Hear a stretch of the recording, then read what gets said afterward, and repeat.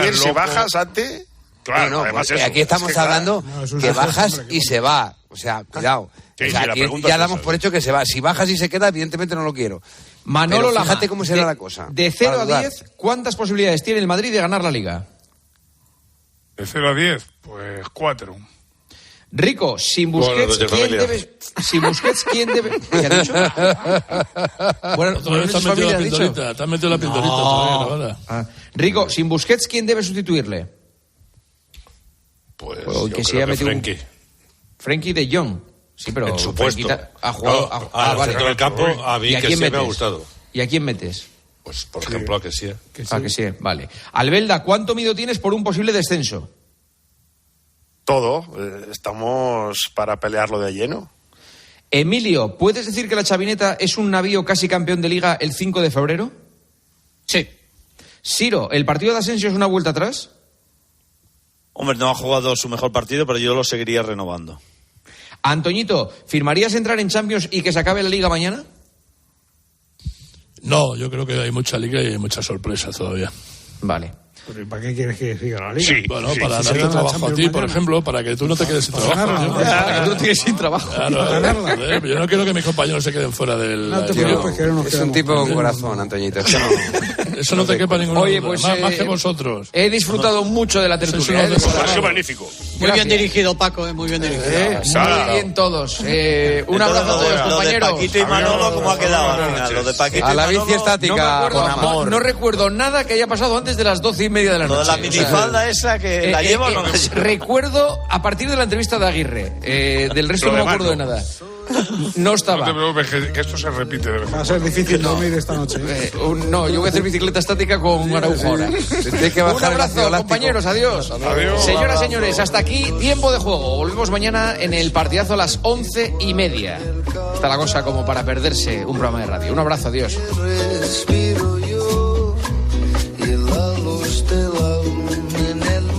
Juanma Castaño. Tiempo de Juego. COPE. Estar informado.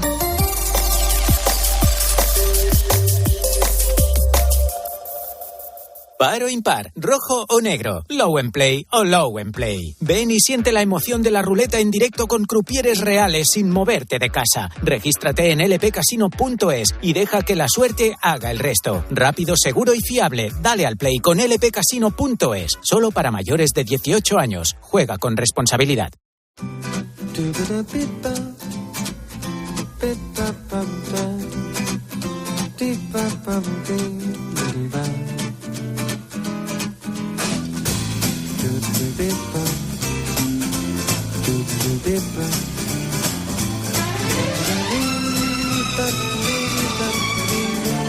Hola, buenas noches y bienvenidos. Semana del 6 al 12 de febrero, pronto la semana que viene, estaremos a las puertas del día de San Valentín, estamos celebrándote algo especial, pero en todo caso vamos a centrarnos en el programa de esta noche, del que confío naturalmente que sea un programa que te resulte absolutamente entretenido. Para que sea entretenido, el esfuerzo y el trabajo del equipo del programa ha sido fundamental, los superhéroes de este programa.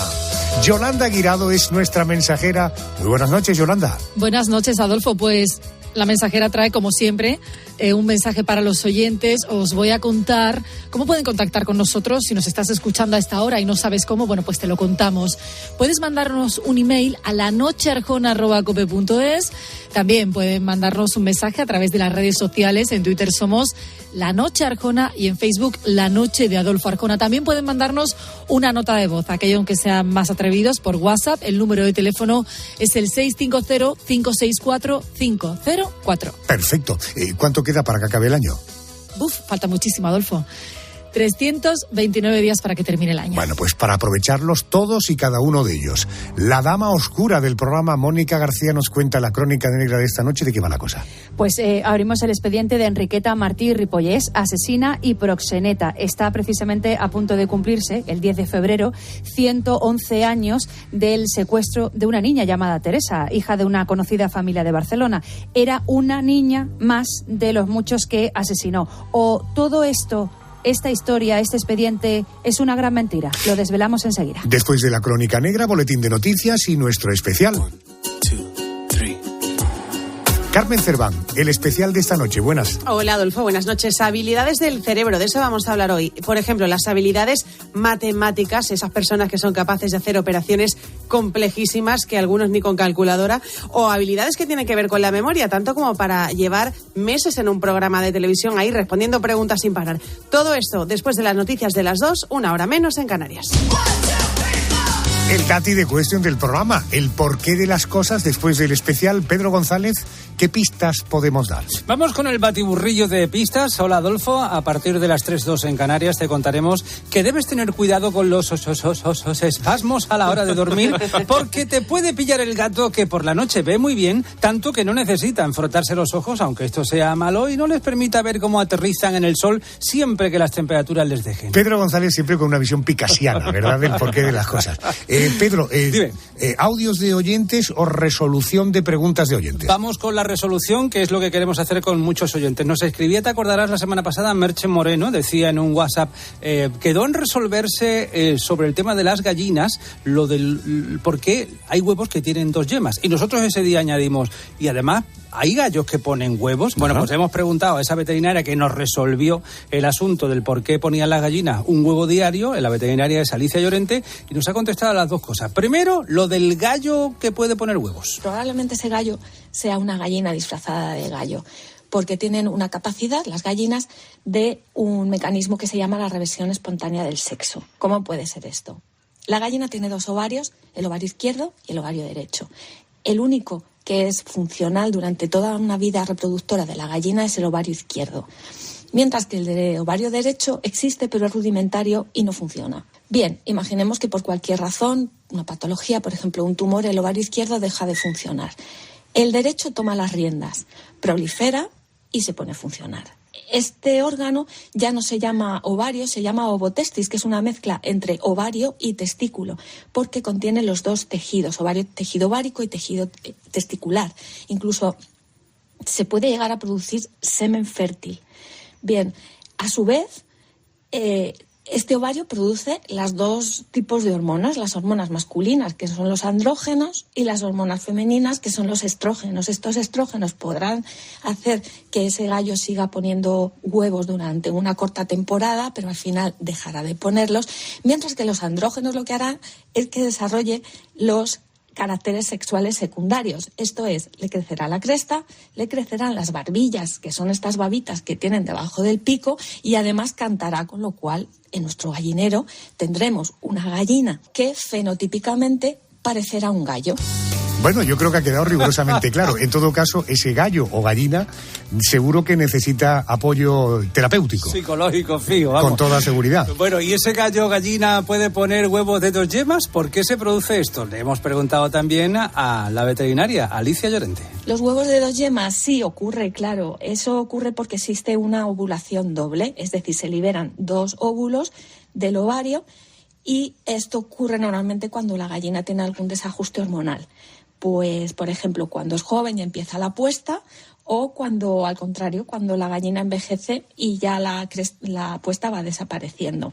Bien, estos 2 óvulos avanzan juntos por el útero en su formación y al final quedan englobados dentro de la misma cáscara. La cosa tiene huevos, ¿eh? Andrés García es el Memorias del programa porque nos somete cada noche de domingo al ejercicio de ¿cuánto tiempo ha pasado? ¿En tu opinión es mucho tiempo cuando hablamos de hace un año o es poco tiempo? Bueno, pues esta semana vamos a recordar acontecimientos como, por ejemplo, se nos marcharon 2 personas conocidas, una del mundo de la literatura, como es el escritor Fernando Marías. Hace ya un año. Hace un año, fíjate, ¿a ti ha pasado rápido o lento? Depende. Bueno, también se nos fue alguien dedicado al mundo de la canción, un genio como es Pascual González, líder de cantores de Hispalis. Y Antonio Resines, del mundo de la interpretación, pues se va a cumplir justamente un año desde que saliera del hospital Gregorio Marañón. Permaneció 48 días ingresado debido a una complicación del COVID. O sea, del alta de Resines hace ya un año. Hace un año, sí, Qué barbaridad cómo pasa el tiempo. Bueno, pues precisamente del tiempo vamos a hablar y nos vamos a retrotraer en el tiempo para contarte esta historia. Esta es una semana. Que en la historia de la crónica negra se escribió un escalofriante suceso.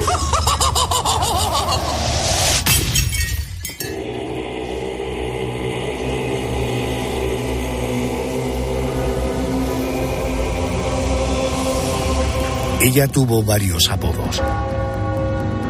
La vampira de la calle de Poniente, la vampira de Barcelona o la vampira del Raval.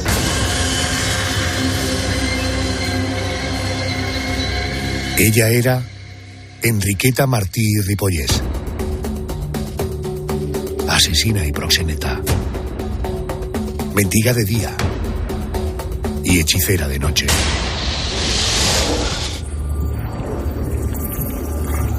La protagonista de esta crónica negra usaba la sangre, la grasa abdominal y el polvo de los huesos de los niños a los que mataba para fabricar ungüentos, pócimas, que luego vendía a enfermos adinerados, desesperados por sanar enfermedades mortales como la tuberculosis.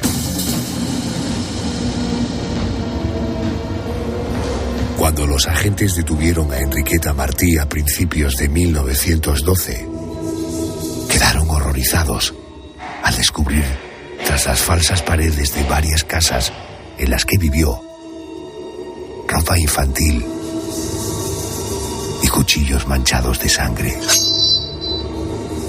calaveras y huesos de niños y frascos con sangre y grasa en conserva. Era el siniestro laboratorio de la curandera barcelonesa.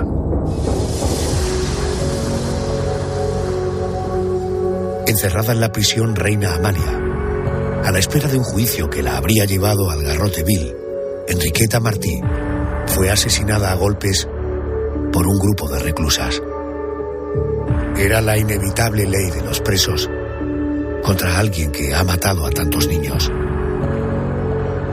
Es la historia de la vampira del Raval, un caso lleno de interrogantes, donde se mezclan nombres de relevantes banqueros, empresarios y políticos de la época.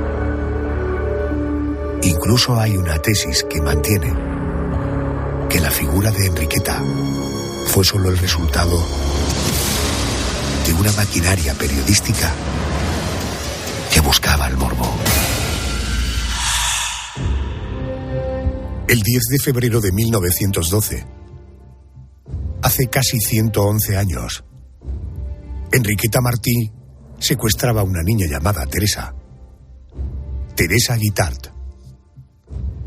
Era hija de una conocida familia de Barcelona, lo que provocó que media ciudad se echara a la calle para intentar dar con ella.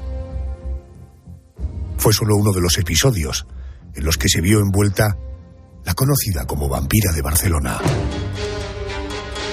Para conocer mejor a este inquietante personaje, quiero atender a Francisco Segarra.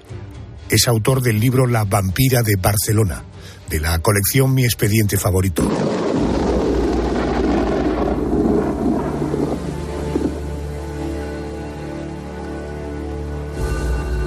Francisco Segarra, buenas noches y bienvenido a COPE. Hola, muy buenas noches, ¿qué tal? La historia de Enriqueta Martí nos transporta a la Barcelona de principios del siglo XX. ¿Quién era esta mujer?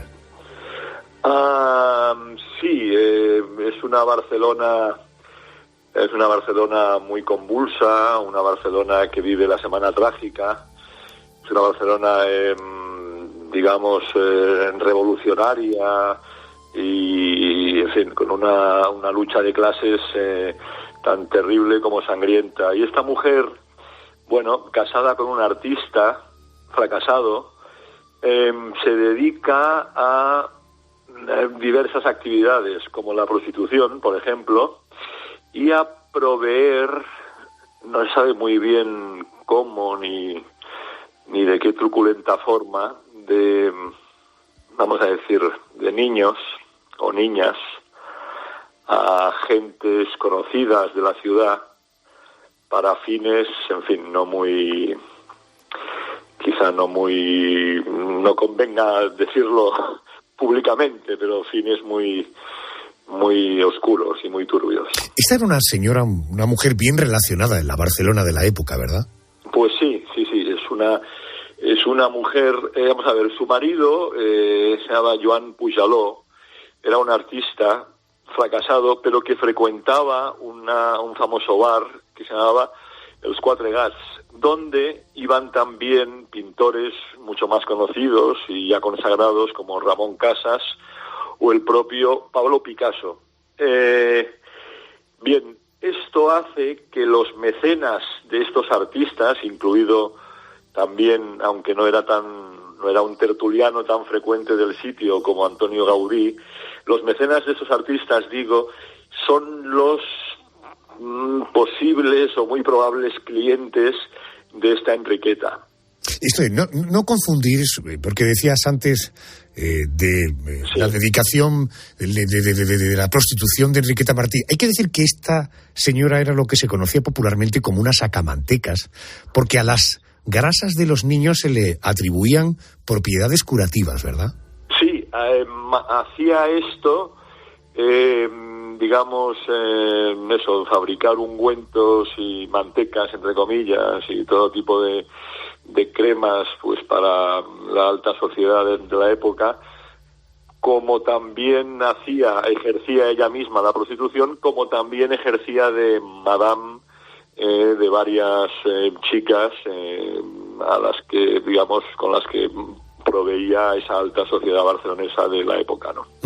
Decía que esta noche, inmediatamente después de nuestra conversación, y vamos a oír al periodista Jordi Corominas, que nos va a explicar su teoría sobre que el caso de la vampira de Barcelona podría haber sido el resultado de una maquinaria periodística que solo buscaba el morbo. Tú, a partir de haberte documentado mucho para poder escribir el libro, ¿tienes alguna opinión al respecto? Sí, yo digamos que la hipótesis de Corominas no se puede probar, la mía por supuesto tampoco, pero el caso no se cerró en su momento y conviene, yo creo, que no se reabra, porque, entre las personas que pudieron verse no afectadas, sino, favorecidas por las actividades delictivas de Enriqueta, pues hay apellidos muy conocidos todavía y hay actualmente nietos y bisnietos de esta gente y tampoco quisiera culpar, porque no tengo pruebas, a Pablo Picasso de nada, pero bueno, ahí estaba. Uh-huh. Y ahí estaba el marido de Enriqueta, y ahí estaban los mecenas, y ahí estaban los artistas, y me parece plausible que en su momento el tema fuese enterrado, que a ella la asesinaran en la cárcel, las otras reclusas, supuestamente, y que, pues ahora se eche tierra encima. Solo hay que hurgar en quiénes son los mecenas de Picasso y de Gaudí en esa época para saber a qué familias nos estamos refiriendo. En cualquier caso, coincidirás conmigo que lo que es cierto es que este caso de Enriqueta Martí tuvo una enorme repercusión mediática en la época. Absolutamente. Por eso creo que la tesis de Corominas puede ser, pero no tanto. O sea, los periodistas... tú lo sabes bien, no damos, nuestra imaginación, la realidad supera siempre a la ficción. Francisco Segarra, autor del libro dedicado a la vampira de Barcelona, de la colección Mi Expediente Favorito, editado por Secoitia. Querido, gracias y buenas noches. Gracias, un abrazo, muy buenas noches, hasta luego. Hablamos con Francisco Segarra sobre la teoría de que el caso de Enriqueta Martí no fue más que producto de una maquinaria periodística en busca del morbo. El periodista y escritor Jordi Corominas defiende esa teoría basada en el rastreo de cientos de notas, de crónicas y archivos de la época. Sus conclusiones se recogen en el libro Barcelona 1912, el caso Enriqueta Martí. Jordi Corominas, muy buenas noches y bienvenido a COPE. Muy buenas noches. Jordi, ¿por qué a los medios de la época les podía interesar promover un linchamiento social contra Enriqueta Martí? A ver, el problema es que Enriqueta Martí al final es símbolo exacto del oponente mayor de la burguesía del momento. Estamos en 1912... 3 años antes, Barcelona estuvo, como quien dice, en una guerra civil con la Semana Trágica, con quema de iglesias, con una renuncia muy fuerte del pueblo al ir a la guerra para defender intereses de empresarios Marruecos, y entonces, pues bueno, en 1912 había una resaca enorme y yo creo que Enriqueta al final fue una especie de chivo expiatorio que generó mucho ruido porque también la prensa alineó mucho las informaciones para precisamente vender más ejemplares. Jordi, vamos a entrar en algunos detalles. Por ejemplo, se demostró que existieran los supuestos ungüentos milagrosos elaborados por Enriqueta. Recordamos, usaba sangre, grasa y huesos de niños. Pues no, la verdad que no. La verdad que no. A ver, el caso generó una expectación sin igual. Hay una anécdota muy graciosa del momento, que es que, bueno, hubo presencia de 2 corresponsales madrileños. Era algo espectacular e inédito, sobre todo para un caso de crónica negra. Y uno de ellos, Luis Antón del Olmet, digamos que tenía talento para generar turbulencias en sus crónicas. Entonces, en una de ellas planteó lo que estabas comentando, una especie de habitación donde Enriqueta Martí tenía ungüentos, donde al mismo tiempo había libretas con nombres muy importantes. En esa habitación también se podían producir encuentros, y de los encuentros no se supo nada, porque toda la rumorología se desvaneció por algo que es muy moderno, y de hecho la época ya lo era: los informes forenses. En los informes forenses y en todos los análisis médicos lo que se constató es que, a ver, por ejemplo, en un cuchillo que decían que había usado para matar a las víctimas, ese cuchillo tenía sangre oxidada y tenía óxido como muchos otros cuchillos del planeta. Pero de ungüentos nada se supo, era más bien fantasía. Lo que tú defiendes como una fabricación del personaje La Vampira de Barcelona, sí. ¿Tú crees que ha llegado a ser incluso un negocio? Su historia se ha utilizado como reclamo en Barcelona.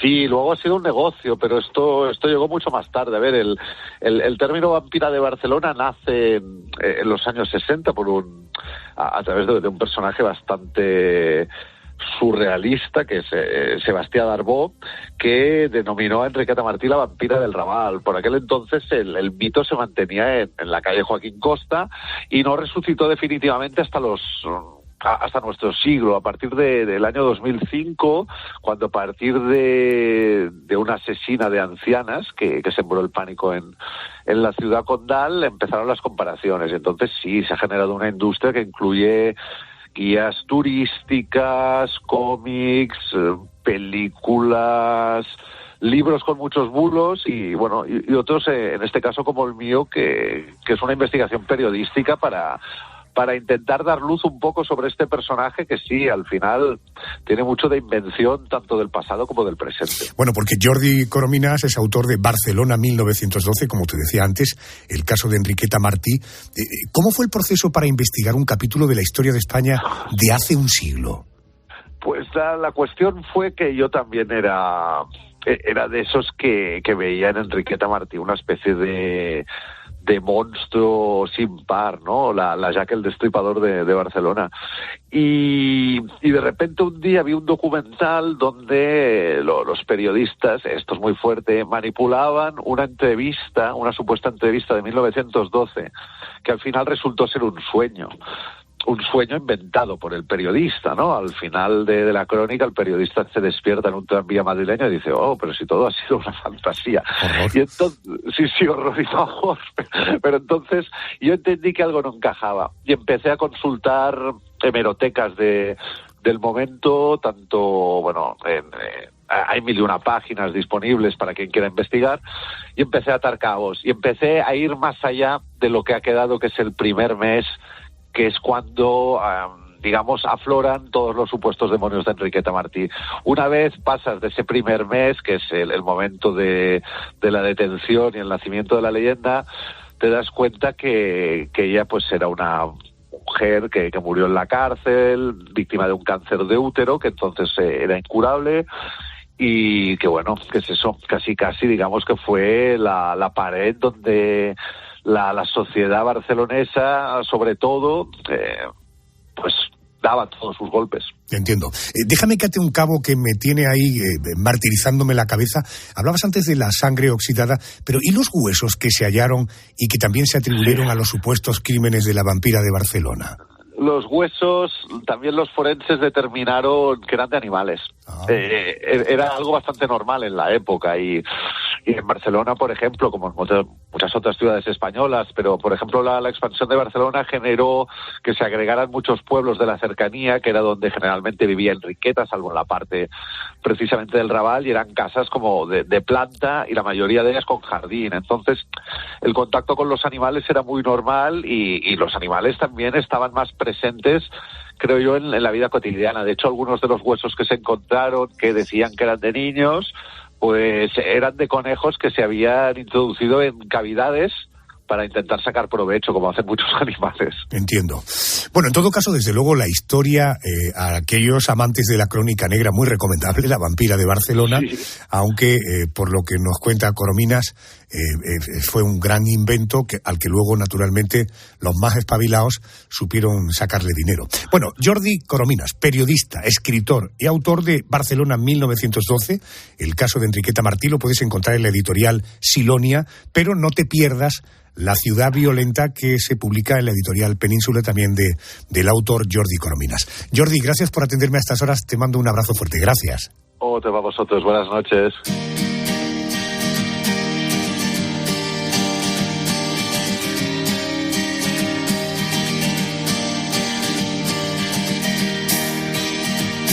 Cada noche de domingo te traigo una historia de la crónica negra. La idea es no olvidar a las víctimas y, naturalmente, poner en valor la bondad de la mayoría de los seres humanos. Hoy te he contado un clásico de la crónica negra de nuestro país, La vampira de Barcelona, donde parece que todo fue un fue un invento, producto de la imaginación.